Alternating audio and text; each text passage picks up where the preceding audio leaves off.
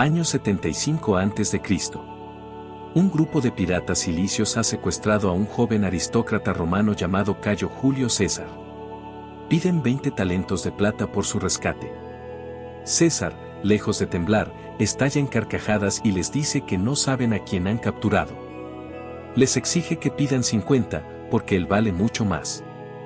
Durante 38 días, César los trata como a su servicio personal, les escribe discursos, los manda callar cuando quiere dormir y les promete, entre broma y broma, que cuando sea libre volverá para crucificarlos a todos. Los piratas ríen. Creen que es un loco, un excéntrico divertido. No saben que César nunca bromea cuando se trata de venganza. Una vez pagado el rescate, César cumple su palabra, organiza una flota, los captura y los crucifica a cada uno. Bienvenidos a la mente de Julio César, el hombre que no aceptaba un no por respuesta, ni siquiera de la muerte. Aunque César presumía de descender de la mismísima diosa Venus y de los antiguos reyes de Roma, su realidad era mucho menos glamurosa.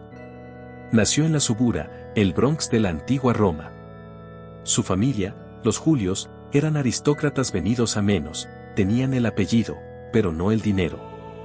Crecer en la basura de Roma le dio a César algo que los senadores estirados nunca tendrían, el lenguaje de la calle. Sabía cómo hablaba el pueblo, que quería la plebe y, sobre todo, cómo manipularla. A los 18 años, César ya estaba en la lista negra del hombre más poderoso de Roma, el dictador Sula.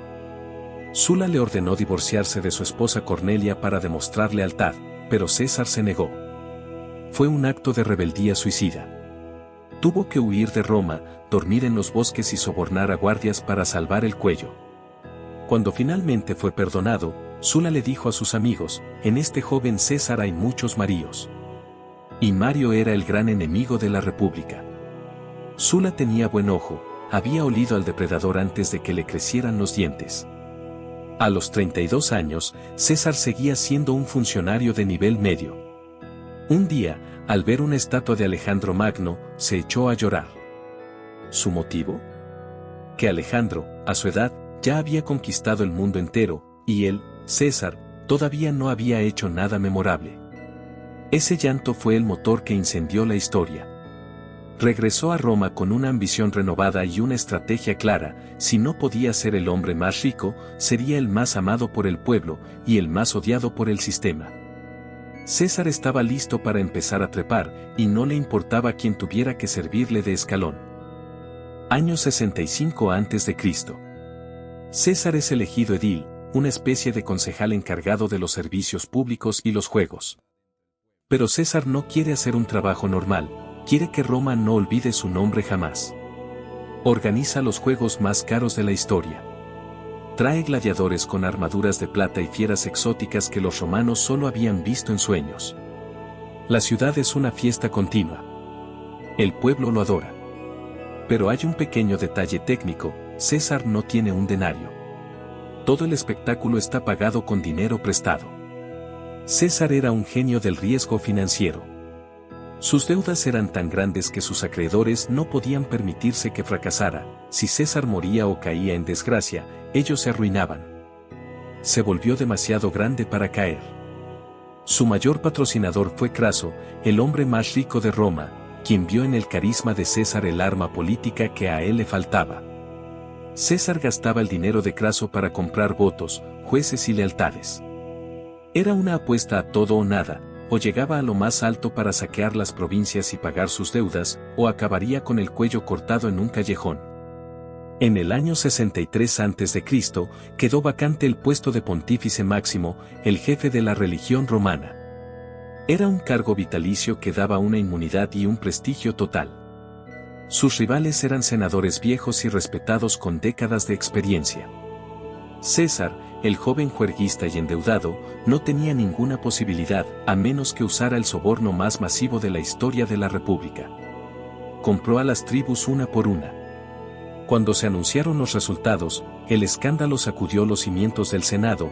El joven rebelde era ahora el jefe de los dioses en la tierra.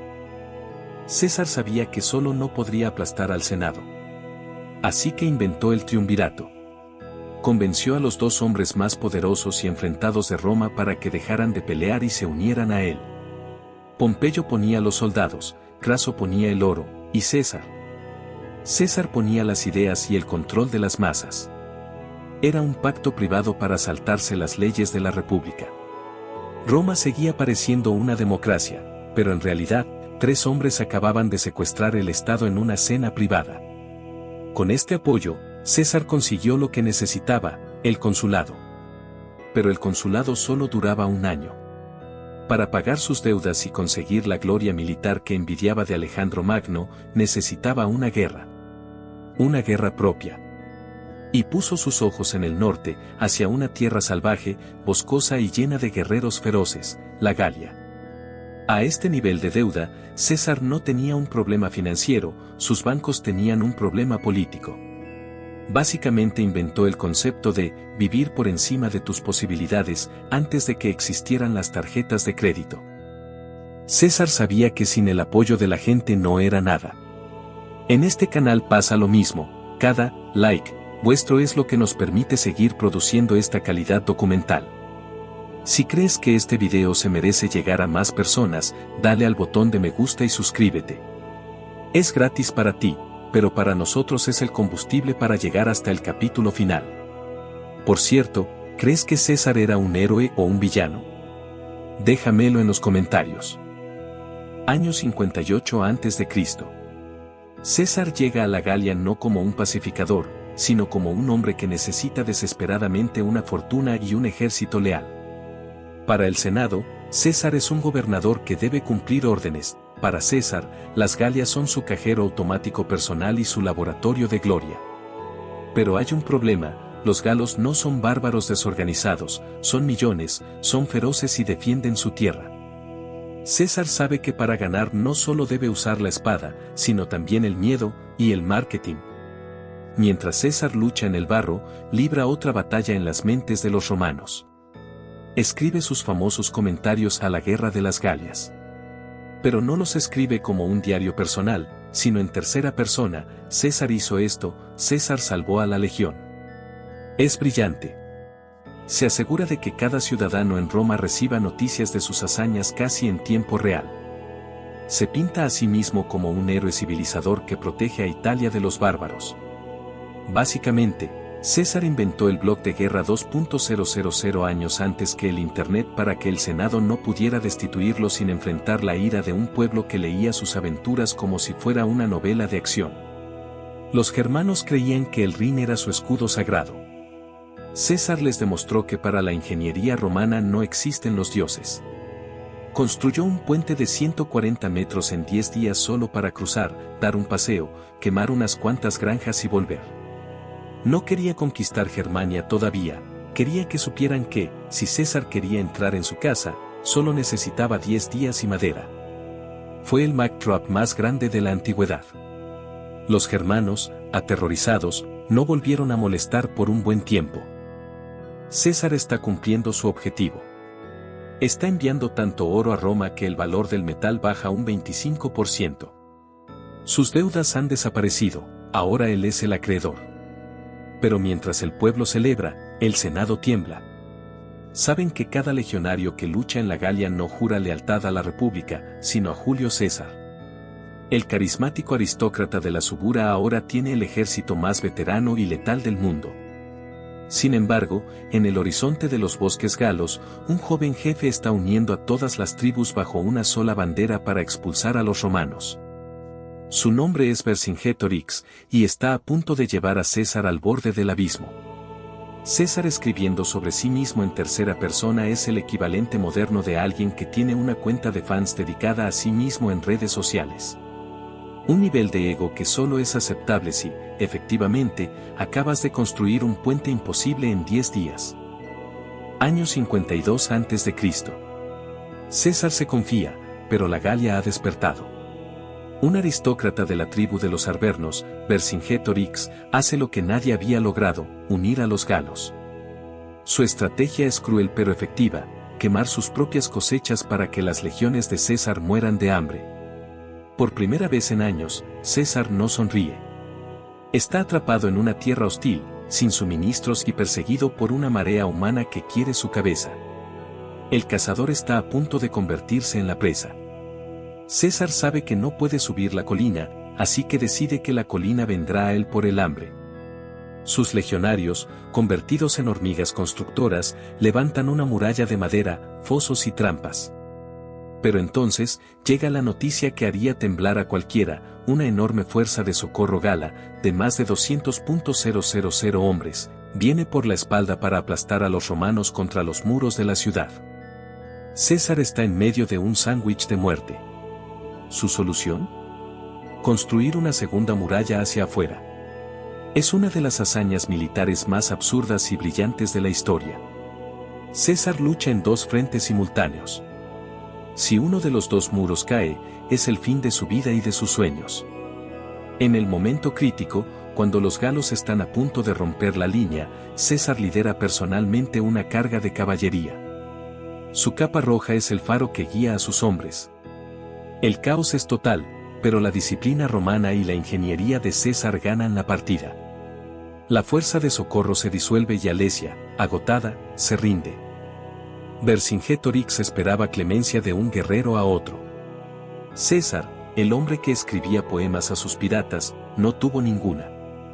Encadenó al rey galo y lo guardó en una celda en Roma durante 6 años para mostrarlo en su futuro desfile de victoria antes de estrangularlo. La Galia había caído. 1.000.000 de muertos y otro 1.000.000 de esclavos después, César era el hombre más rico y poderoso del mundo. Pero mientras César celebra, en el Senado de Roma se está redactando una orden: César, entrega tu ejército y regresa a casa como un ciudadano común para ser juzgado. El general sabe que, si vuelve solo, lo matarán. Si vuelve con sus legiones, habrá una guerra civil. Alesia es el momento en el que César inventa el concepto de, no estoy encerrado con vosotros, vosotros estáis encerrados conmigo. Básicamente construyó una cárcel para sí mismo y luego se encargó de que nadie pudiera entrar ni salir. Un genio de la claustrofobia aplicada. Año 49 a.C. En Roma, el pánico es absoluto. El Senado, instigado por los enemigos de César, emite el Senatus Consultum Ultimum, la ley marcial. Le ordenan que disuelva sus legiones y regrese a la ciudad para rendir cuentas por sus crímenes en la Galia. César sabe lo que eso significa: un juicio amañado, el exilio o la ejecución. Sus aliados en la ciudad, entre ellos un joven y apasionado Marco Antonio, son expulsados a empujones del Senado. Ya no hay espacio para la diplomacia. César se detiene. Sabe que si cruza ese río, desatará una guerra civil que desangrará a Italia. Durante horas, el hombre que conquistó la Galia duda. Mira a sus soldados, hombres que han sangrado por él durante 8 años. Si retrocede, es el fin de su carrera. Si avanza, es el fin de la República. Es el momento de mayor soledad del líder. César no avanza como un invasor, sino como un rayo. No saquea ciudades, no ejecuta prisioneros, ofrece clemencia a todos los que se rinden. Esta política de perdón confunde a sus enemigos. Pompeyo, el hombre que una vez fue el ídolo de Roma, huye hacia el sur y cruza el mar hacia Grecia. El Senado abandona la capital. En solo unas semanas, César entra en una Roma desierta de políticos, pero llena de un pueblo que lo recibe entre el terror y la esperanza. El aristócrata de la Subura ha vuelto a casa como dueño absoluto. César necesitaba dinero para pagar a sus legionarios y Roma se lo entregó. Al abrir el tesoro del Estado, encontró que Pompeyo, en su prisa por huir, se había olvidado de llevarse el oro. César sonrió. Tenía el control de la capital, el dinero de la República y la lealtad de sus veteranos. Pero la guerra solo acaba de empezar. Al otro lado del mar, Pompeyo está reuniendo el ejército más grande que el mundo antiguo haya visto. La República se va a decidir en una batalla final, y César está a punto de descubrir que vencer a Pompeyo será mucho más difícil que construir un puente sobre el Rin. Cruzar el Rubicón fue el borrar cuenta y empezar de nuevo, más épico de la historia. César básicamente decidió que, si el banco le reclamaba la hipoteca, lo mejor era comprar el banco y quemar los registros. Año 48 a.C. César ha cruzado el mar persiguiendo a Pompeyo, pero se ha metido en una ratonera. Pompeyo tiene barcos, suministros y un ejército inmenso. César está atrapado, sus hombres pasan hambre y la enfermedad empieza a mellar a sus legiones. Pompeyo sabe que solo tiene que esperar para que César se rinda, pero los senadores que lo acompañan tienen prisa. Llaman a Pompeyo cobarde y lo obligan a presentar batalla en las llanuras de Farsalia. Es el error que César estaba esperando. Pompeyo cree que tiene la jugada ganada. Lanza a su caballería de jóvenes nobles, los hijos de la élite romana, para aplastar el flanco de César. Pero César les tiene preparada una sorpresa psicológica.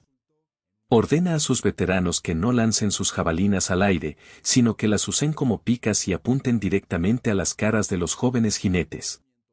Apuntad a sus rostros, grita. César sabe que esos aristócratas valoran su belleza más que su honor. Al ver el hierro dirigirse a sus ojos, la caballería de Pompeyo entra en pánico y huye despavorida. La victoria de César es total. Pero cuando entra en el lujoso campamento de Pompeyo y ve las mesas puestas para un banquete de victoria que no será suyo, no siente alegría. Mira los cadáveres de miles de romanos y dice con amargura, ellos lo quisieron así. César ha ganado el imperio, pero ha perdido a sus compatriotas. Perdona a todos los supervivientes, incluyendo a un joven llamado Marco Junio Bruto, a quien trata casi como a un hijo. Un gesto de clemencia que, años después, pagará muy caro. Pompeyo huye a Egipto buscando refugio, pero los egipcios no quieren problemas con el ganador. En un acto de cobardía política, asesinan al que fue el Alejandro Magno de Roma y guardan su cabeza en un frasco. Cuando César llega a Alejandría días después y le entregan el anillo y la cabeza de su antiguo amigo y enemigo, ocurre algo inesperado, César llora. Llora de rabia y de pena. Nadie tenía derecho a matar a un romano de esa talla excepto otro romano. César entra en Egipto no como un invitado, sino como un juez furioso. Y allí, entre las intrigas de la corte faraónica, está a punto de conocer a la mujer que cambiará su vida y su estrategia global, Cleopatra.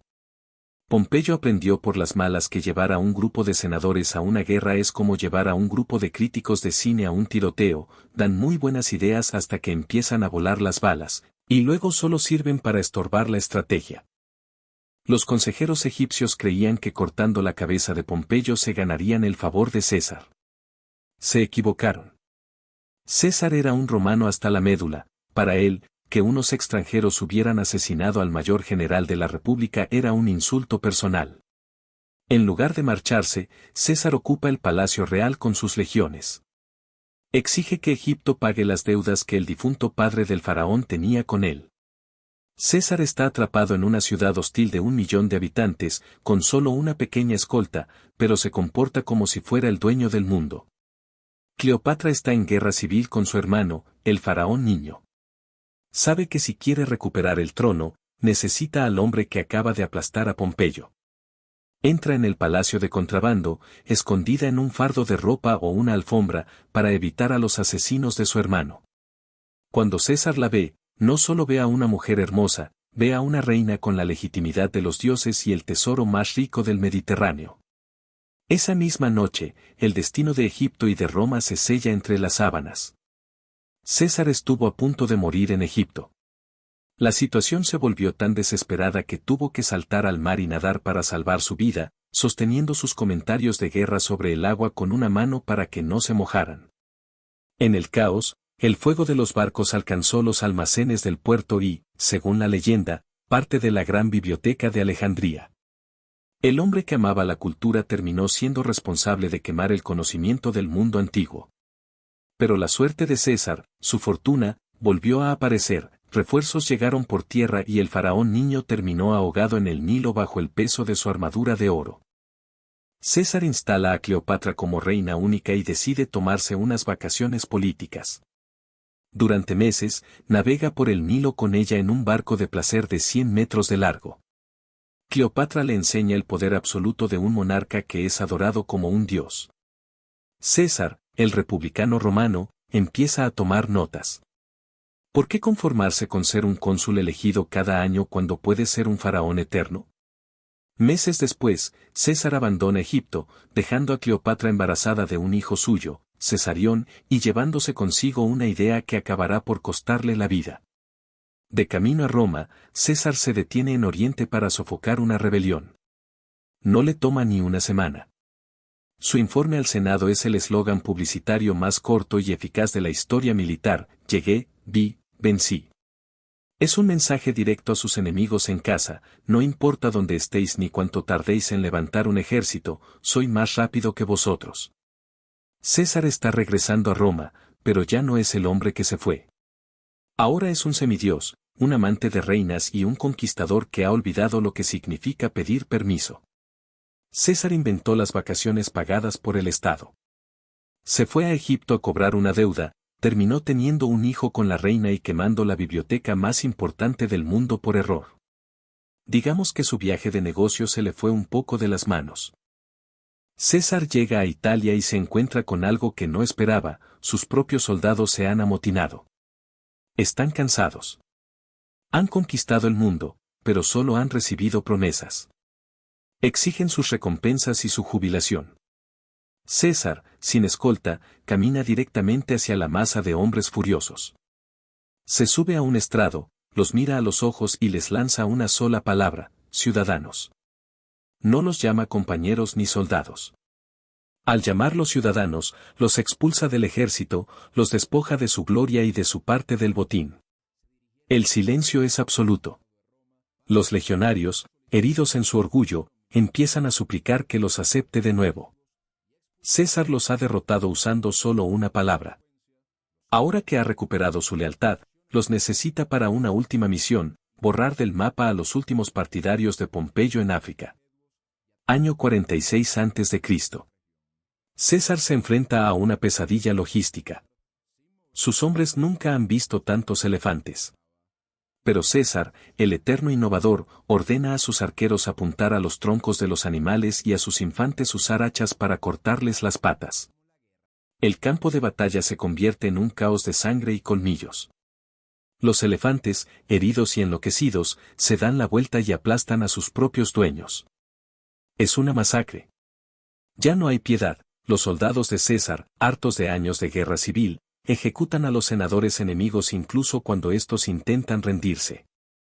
César quería perdonar a Catón para demostrar que era un líder clemente. Pero Catón, el último defensor de la vieja república, prefirió destriparse a sí mismo antes que vivir en un mundo donde tuviera que pedir permiso a César para respirar. Cuando César se enteró de su muerte, se lamentó amargamente: Catón, te envidio tu muerte, pues tú me envidiaste el poder salvarte la vida. Con Catón muerto, la república ha perdido su voz moral. Ahora solo queda César. César organiza el mayor espectáculo de la historia. Regala carne y dinero a cada ciudadano. Instala a Cleopatra en una villa privada al otro lado del Tíber, para escándalo de la nobleza romana. César ahora es dictador por 10 años. Empieza a reformar el calendario, creando el que usamos hoy, planea bibliotecas y canaliza ríos. Pero mientras él diseña el futuro, la vieja aristocracia lo mira con horror desde las sombras. Para ellos, no es un reformador, es un tirano que se viste de púrpura. César está cometiendo el error más peligroso de su carrera: ha empezado a creerse su propia propaganda. Ha olvidado que en Roma, la palabra rey es una maldición. Se siente tan seguro que despide a su guardia personal de habla hispana. Camina solo por las calles, convencido de que su clemencia lo protege. Pero en los rincones del Senado, el cuchillo ya se está afilando. La suerte de César está echada una vez más, pero esta vez, él no es quien lanza los dados. César, despidiendo a su guardia personal porque nadie se atrevería a matarlo, es el equivalente histórico a dejar la puerta de tu casa abierta con un cartel de «No me robéis, que soy muy majo». Spoiler, no funcionó. Año 45 a.C. La guerra civil debería haber terminado, pero los hijos de Pompeyo han levantado un ejército de desesperados en Hispania. En la batalla de Munda, César está a punto de perderlo todo. Sus veteranos, los hombres que vencieron en la Galia, están rompiendo filas. César, en un gesto suicida, agarra un escudo, Se quita el casco para que todos lo vean y corre hacia la primera línea gritando, ¿vais a entregar a vuestro general a unos niños? Ese día, César confesó que siempre había luchado por la victoria, pero en Munda, luchó por su vida. Fue su última batalla. César regresa a Roma convertido en algo que la República no puede digerir. Ya no es un dictador temporal para una emergencia, se ha nombrado dictador perpetuo. Para los senadores, esto es el fin de la libertad. César empieza a vestir la túnica púrpura de los antiguos reyes, se hace construir estatuas junto a las de los dioses y su rostro aparece en las monedas. César tiene 55 años, tiene ataques de epilepsia cada vez más frecuentes y tiene prisa. Quiere reformar el mundo, pero ha olvidado que el mundo de la aristocracia romana prefiere el caos antes que un dueño. Hebrero de 44 a.C. Fue una prueba de marketing que salió mal. César quería medir si el pueblo aceptaría que fuera rey. Al ver que la multitud no aplaudía, César rechazó la corona diciendo, solo Júpiter es rey de los romanos. Pero el daño ya estaba hecho. Sus enemigos, liderados por el severo Casio y el atormentado Bruto, interpretaron la escena como la confirmación de sus peores miedos. Decidieron que no había otra salida, para salvar la República, el hombre debía morir. César planea marcharse de Roma en pocos días para invadir el Imperio Parto, el actual Irán. Los conspiradores saben que si se va con su ejército, nunca podrán tocarlo. El tiempo se agota. Eligen la fecha, los idus de marzo, la próxima reunión del Senado. Han decidido que el asesinato no será en un rincón oscuro, sino a plena luz del día, en el corazón del poder, para que todo el mundo vea que han matado a un tirano, no a un hombre. César, mientras tanto, ignora los avisos de los adivinos y las pesadillas de su mujer. Confía en su destino. No sabe que el hijo que tanto ama, Bruto, ya ha elegido bando. César puso su cara en las monedas y se vistió de púrpura de pies a cabeza mientras decía que no quería ser rey. Es como si hoy alguien se comprara una red social, se pusiera a sí mismo de logo y dijera que solo quiere libertad de expresión. Nadie se lo creyó. Roma está llena de susurros. Un adivino le ha dicho a César, cuídate de los idus de marzo. Su esposa le ruega que no vaya al Senado. Incluso el propio cuerpo de César parece avisarle. Por un momento, el dictador duda y decide quedarse en casa. Pero entonces llega Décimo Bruto, uno de los conspiradores en los que César más confía, y se burla de sus miedos. ¿Va el gran César a decirle a los senadores que no irá porque su mujer ha tenido un mal sueño? El orgullo, el gran motor de César, acaba por traicionarlo. Se viste, se pone sus sandalias y sale hacia su destino. César entra en la sala. Irónicamente, el Senado se reúne ese día en el Teatro de Pompeyo, bajo la estatua de su antiguo rival. Los conspiradores lo rodean con la excusa de presentarle una petición. Marco Antonio, el brazo fuerte de César, ha sido entretenido fuera por uno de los asesinos. César está solo. Un hombre le tira de la toga, la señal acordada. César grita, pero esto es violencia. En ese instante, el primer cuchillo brilla bajo la luz de las antorchas. César deja de luchar. Según la leyenda, mira al joven y le dice en griego, ¿incluso tú, hijo mío? No es una pregunta, es una constatación de que el mundo que quería construir ya no tiene sentido. César se cubre la cara con su toga púrpura para que nadie lo vea morir. No quiere que sus enemigos disfruten de su agonía. Cae al suelo, justo a los pies de la estatua de Pompeyo. 23 puñaladas después, el hombre más poderoso del mundo es solo un montón de carne sangrienta sobre el mármol frío. Bruto y Casio creían que al matar al dictador, la república volvería a nacer automáticamente. Cometieron el error de los idealistas, mataron al hombre, pero no a la causa. César muerto era mucho más peligroso que César vivo. En ese momento, 3 esclavos entran tímidamente en la sala, recogen el cuerpo destrozado de su amo y se lo llevan en una litera, con un brazo colgando hacia afuera, balanceándose al ritmo del paso. Roma está en shock. La tormenta ha pasado, pero el incendio está a punto de comenzar. Los conspiradores tenían un plan perfecto para matar a César, pero se olvidaron de hacer un plan para el día siguiente. Es como si robas un banco con éxito y, al salir a la calle, te das cuenta de que no sabes conducir el coche de huida. Roma amaneció con resaca de sangre. Los libertadores, como se hacían llamar los asesinos, estaban encerrados en la colina del Capitolio, esperando que el Senado los nombrara héroes. Pero el Senado estaba paralizado. Marco Antonio, el lugarteniente de César, había pasado la noche encerrado en su casa, convencido de que él sería el siguiente. Pero al ver que los conspiradores no tenían un plan real, Antonio tomó la iniciativa. Negoció una amnistía para los asesinos a cambio de algo que parecía inofensivo, un funeral público para el dictador. Fue el error más grande en la carrera de Bruto. Antes del funeral, se abrió el testamento de César. Roma esperaba que lo dejara todo a sus generales o a Cleopatra. Pero César, el genio del marketing hasta después de muerto, tenía una última jugada. Dejó una suma considerable de dinero a cada ciudadano de Roma y convirtió sus inmensos jardines privados en parques públicos. En un solo párrafo, César compró el alma del pueblo desde el más allá. Pero la verdadera bomba estaba al final. César nombraba como su heredero principal y hijo adoptivo a un sobrino nieto de 18 años, un desconocido llamado Octavio. Antonio fue un actor magistral.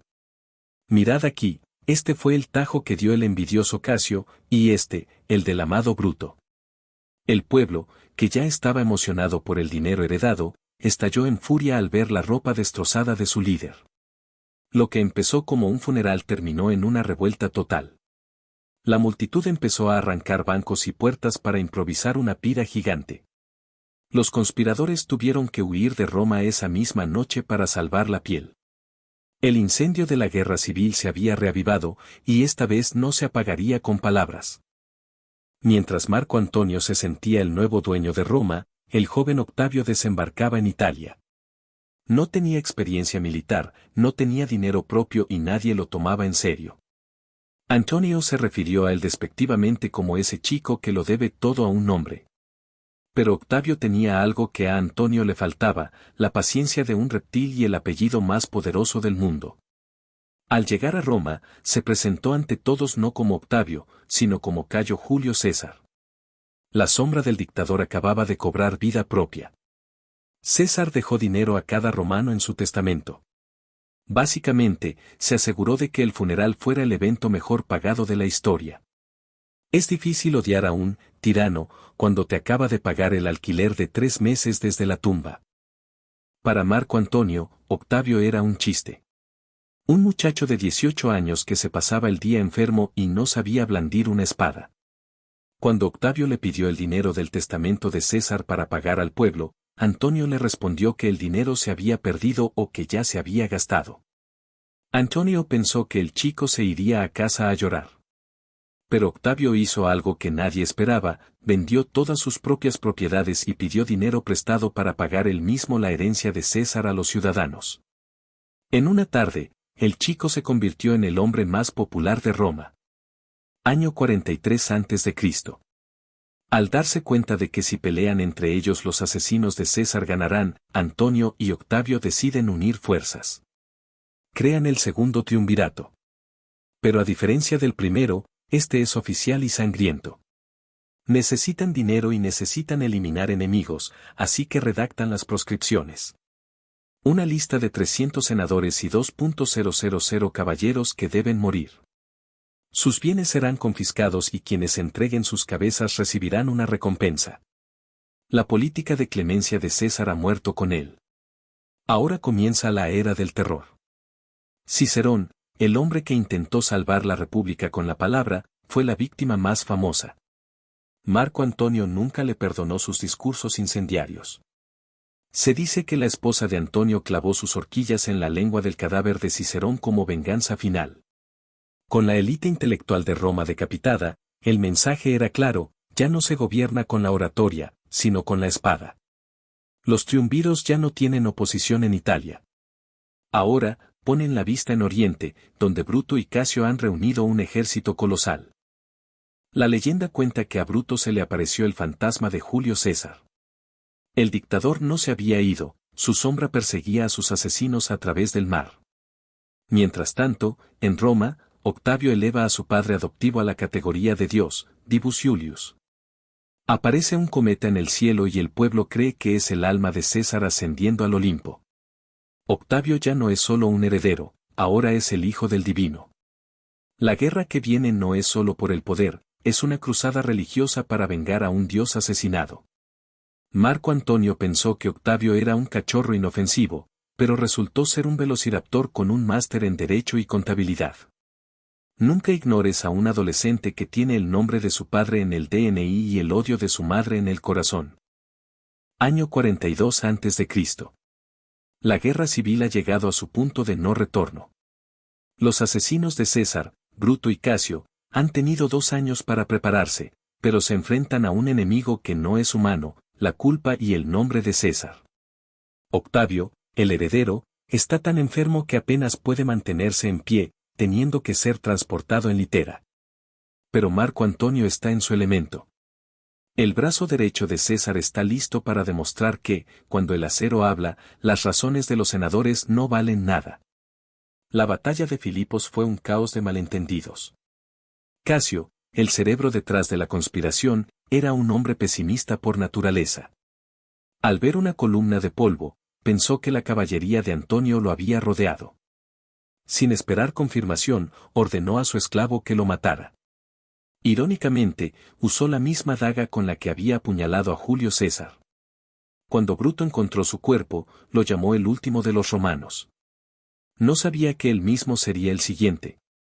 Bruto, el hombre que mató a su mentor por una idea de libertad que ya nadie compartía, entendió que el fantasma de César tenía razón, Roma prefería un dueño a una guerra civil perpetua. Antes de ser capturado y exhibido como un trofeo, Bruto se arrojó sobre su propia espada. Marco Antonio, al encontrar el cuerpo de su antiguo amigo, lo cubrió con su capa púrpura en señal de respeto. Octavio, con la frialdad que lo caracterizaba, ordenó que le cortaran la cabeza y la enviaran a Roma para ser arrojada a los pies de la estatua de César. La deuda de sangre estaba pagada. Con los asesinos muertos, Antonio y Octavio se sentaron a repartirse el planeta como si fuera una herencia familiar. Antonio, el guerrero sibarita, eligió el oriente, rico, exótico y lleno de reinas. Octavio se quedó con el occidente, difícil, hambriento y lleno de veteranos que exigían tierras. Parecía que Antonio se llevaba la mejor parte, pero Octavio se quedaba con el corazón de la bestia, Roma. El triunvirato se mantenía, pero el mundo era demasiado pequeño para 2 herederos de César. Antonio necesitaba el oro de Egipto para sus próximas guerras, y Cleopatra necesitaba un nuevo protector romano ahora que César no estaba. Lo que comenzó como una reunión de negocios se convirtió en el romance más peligroso de la antigüedad. Antonio, el general romano, empezó a transformarse en un monarca oriental, olvidando que en Roma, Octavio estaba usando cada una de sus debilidades para pintar a su aliado como un traidor embrujado por una reina extranjera. La última batalla por el legado de César ya no sería contra los republicanos, sino entre los propios cesaristas. Bruto y Casio aprendieron que matar a un dictador es la parte fácil, lo difícil es sobrevivir a los 2 mejores amigos del dictador que se odian entre sí pero odian mucho más a los que les quitaron al jefe. Al final, la república murió de un ataque de realidad. Año 34 a.C. Marco Antonio ha caído bajo el hechizo, no solo de Cleopatra, sino del poder absoluto al estilo oriental. En las donaciones de Alejandría, Antonio reparte territorios romanos a los hijos que ha tenido con la reina egipcia, como si fueran su propiedad privada. Peor aún, proclama a Cesarión, el hijo de César y Cleopatra, como el verdadero heredero del dictador. En Roma, Octavio se frota las manos. Antonio le acaba de regalar la campaña de propaganda perfecta, ya no tiene que luchar contra un general romano, ahora va a luchar contra una reina extranjera que ha secuestrado el juicio de un héroe de guerra. Octavio cometió un acto ilegal que horrorizó a los tradicionalistas, violó el santuario de las Vestales para robar el testamento de Antonio. Pero cuando leyó su contenido ante el Senado, el horror cambió de bando. El testamento decía que, tras su muerte, Antonio deseaba ser enterrado en Alejandría junto a Cleopatra. Para los romanos, esto era la traición definitiva. El mensaje de Octavio caló hondo: Antonio ya no es uno de los nuestros. Se ha convertido en un esclavo de la reina del Nilo. El Senado, aterrorizado por la idea de que Roma se convirtiera en una provincia de Egipto, declara la guerra. Pero no a Antonio, sino a Cleopatra. Una jugada maestra de Octavio para no parecer que iniciaba otra guerra civil. La batalla de Actium decidiría quién se quedaría con el legado de César. Antonio tiene la fuerza bruta, Octavio tiene a Agripa, el genio militar que él nunca fue. Mientras los barcos chocan y el fuego griego incendia el mar, ocurre algo inexplicable. Cleopatra, al ver que la batalla se complica, ordena a su flota de 60 barcos dar media vuelta y huir hacia Egipto. Antonio, al ver que su amante se marcha, abandona a sus hombres en mitad del combate y la sigue. El gran general de las Galias y de Farsalia ha dejado de existir, solo queda un hombre desesperado persiguiendo una vela en el horizonte. Antonio está solo. Sus barcos, sus soldados y su dignidad se han evaporado. Se refugia en el palacio mientras Octavio rodea la ciudad. Recibe una noticia falsa de que Cleopatra ha muerto y, en un último acto de tragedia romana, intenta suicidarse cayendo sobre su espada. Pero ni siquiera eso le sale bien a la primera. Herido de muerte, es llevado ante Cleopatra, que se ha encerrado en su mausoleo. El hombre que una vez gobernó medio mundo muere en los brazos de la mujer que le costó el imperio. Cleopatra prefirió la muerte a la humillación de desfilar en el triunfo de Octavio. Se suicidó, dejando a Octavio como el único y absoluto dueño del mundo mediterráneo. Con ella muere la última dinastía de los faraones y nace algo nuevo. Octavio ordena matar al joven Cesarión, el hijo de César, diciendo: demasiados Césares no es bueno. Ahora, Octavio está solo en la cima. Ha vengado a su padre, ha aplastado a sus rivales y tiene todo el oro de Egipto. Pero ahora viene la parte más difícil: ¿cómo gobernar Roma sin que le claven 23 puñaladas como a su tío? Marco Antonio, abandonando una batalla decisiva para seguir a su novia, es el fantasma más grande de la historia militar. Sus soldados se quedaron allí mirando el horizonte y pensando: bueno, supongo que ahora trabajamos para el chico pálido de Roma. Año 29 a.C. Octavio regresa a una Roma agotada tras un siglo de guerras civiles. Los romanos ya no quieren libertad, quieren orden, pan y dormir sin miedo a que les corten el cuello por la noche. Octavio, con solo 33 años, es el hombre más rico y poderoso del planeta, pero actúa como un ciudadano más. Sabe que su tío Julio César murió por ostentar el poder, él va a sobrevivir por esconderlo. Fue la mayor actuación teatral de la historia política. Octavio devolvió la República para que el Senado se la entregara de nuevo, pero esta vez con un envoltorio legal. Le dieron un título nuevo, uno que no sonaba a dictador ni a rey: Augusto, el Venerado. También se hizo llamar Princeps, que simplemente significa el primer ciudadano. Roma seguía teniendo cónsules, senadores y elecciones, pero todos sabían que nada se movía en el imperio sin el permiso del hombre de la túnica sencilla. Augusto acababa de inventar el imperio romano mientras juraba que estaba salvando la república. Augusto cumplió su promesa. Trajo la Pax Romana. Reformó el ejército para que dependiera de él y no de los generales, creó la Guardia Pretoriana, sus guardaespaldas personales, y reconstruyó la ciudad. Presumía de haber encontrado una ciudad de ladrillo y haber dejado una de mármol. Pero el precio de la paz fue el silencio. La libertad de expresión de la era de Cicerón fue sustituida por la propaganda de Virgilio y Horacio. César había sido un conquistador, Augusto era un administrador que convirtió el nombre César en un título eterno. El hombre que lo ganó todo en el mundo lo perdió todo en su casa. Sus amigos murieron, sus nietos fallecieron uno a uno en extrañas circunstancias y su propia hija, Julia, fue exiliada por él mismo por su comportamiento escandaloso. Augusto descubrió que el poder absoluto es una celda de oro. Vivió obsesionado con que su obra le sobreviviera, con que el nudo que su tío no pudo atar se mantuviera firme. Había logrado lo que Julio César nunca pudo: envejecer en el trono. En sus últimos momentos, Augusto volvió a ser el actor que siempre fue. Miró a sus amigos y les preguntó: ¿he interpretado bien mi papel en la comedia de la vida? Si es así, despedime con un aplauso. Murió a los 75 años, dejando un imperio que se extendía desde el Atlántico hasta el Éufrates.